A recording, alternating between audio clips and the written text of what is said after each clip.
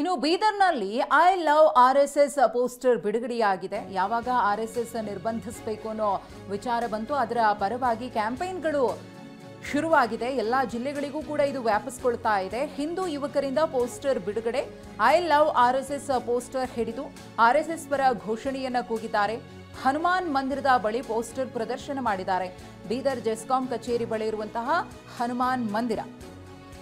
ಮೈಸೂರಿನಲ್ಲೂ ಕೂಡ ಇದೇ ರೀತಿಯಾಗಿ ಪೋಸ್ಟರ್ ಅನ್ನ ಹಿಡಿದು ಆರ್ಎಸ್ಎಸ್ ಅನ್ನ ಬೆಂಬಲಿಸಿದ್ರು. ಮಾಜಿ ಸಂಸದ ಪ್ರತಾಪ್ ಸಿಂಹ ಅವರು ಕೂಡ ಸಾಥನ್ನ ಕೊಟ್ಟಿದ್ರು. ಅದರ ಮುಂದುವರೆದ ಭಾಗ ಇದು. ಬೇರೆ ಬೇರೆ ಜಿಲ್ಲೆಗಳಲ್ಲೂ ಕೂಡ ಆರ್ಎಸ್ಎಸ್ ಅನ್ನ ಬೆಂಬಲಿಸಿ ಪೋಸ್ಟರ್ ಅನ್ನ ಹಿಡಿದು ಯಾವ ರೀತಿಯಾಗಿ ಆರ್ಎಸ್ಎಸ್ ಪರ ಜಯ ಘೋಷಗಳನ್ನ ಕೂಗ್ತಿದ್ದಾರೆ ಅನ್ನೋದನ್ನು ಗಮನಿಸ್ತಾ ಇದ್ದೀರಿ. ಐ ಲವ್ ಆರ್ಎಸ್ಎಸ್, ಯಾರು ಆರ್ಎಸ್ಎಸ್ ಅನ್ನ ಪ್ರೀತಿಸ್ತಾರೋ ಅವರು ಭಾರತವನ್ನ ಪ್ರೀತಿಸ್ತಾರೆ ಅಂತ ಹೇಳಿ ಒಂದು ಸಂದೇಶವನ್ನ ರವಾನಿಸುವಂತಹ ಕೆಲಸವನ್ನ ಮಾಡಿದ್ದಾರೆ. ಯಾರು ಭಾರತವನ್ನ ಪ್ರೀತಿಸ್ತಾರೋ ಅವರು ಆರ್ಎಸ್ಎಸ್ ಅನ್ನು ಪ್ರೀತಿಸ್ತಾರೆ. ಈ ರೀತಿಯಾಗಿ ಸಂದೇಶಗಳ ರವಾನೆ ಆಗ್ತಾ ಇದೆ. ಒಂದು ಕಡೆ ಪ್ರಿಯಾಂಕಾ ಖರ್ಗೆ ಅವರು ಬರೆದಂತಹ ಪತ್ರದ ಸ್ವರೂಪ ಇದೆಯಲ್ಲ, ಅದು ಎಷ್ಟು ತೀವ್ರ ಗಂಭೀರ ಸ್ವರೂಪವನ್ನ ಪಡೆದುಕೊಳ್ಳುತ್ತಿದೆ ಅನ್ನೋದಕ್ಕೆ ನಿದರ್ಶನಗಳು. ಬಿಜೆಪಿಯವರು ಕೂಡ ಈಗಾಗಲೇ ಸಾಕಷ್ಟು ಆಕ್ರೋಶವನ್ನ ವ್ಯಕ್ತಪಡಿಸಿದ್ರು. ಅದರ ಬೆನ್ನಲ್ಲೇ ಆರ್ಎಸ್ಎಸ್ ಅನ್ನ ಬೆಂಬಲಿಸುವಂತಹ ಕೈಗಳು ಹೆಚ್ಚಾಗ್ತಾ